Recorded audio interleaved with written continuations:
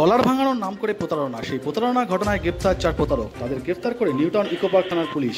90,000 টাকার প্রতারণার অভিযোগ। পুলিশ সূত্রে খবর, গত 29শে জুন তারিখে বনগাঁর বাসিন্দা সুবীর মণ্ডল ইকোপার্ক থানা এসে অভিযোগ করেন যে তার কাছ থেকে 4 জন এসে বলেন তার কাছে $20 আছে, লকডাউনের কারণে অর্থনৈতিক সমস্যায় রয়েছে, এটা ভাঙিয়ে দিলে তাকে 50% টাকা দিয়ে দেবে। সেই মতো প্রথম দিন ঠিকঠাক হয়, এতে অভিযোগকারীর বিশ্বাস অর্জন করে। কয়েকদিন পর তার সাথে আবার ওই 4 প্রতারক এসে বলে তাদের কাছে $1300 রয়েছে, 1 লাখ দিলে সে $1300 দিয়ে দেবে।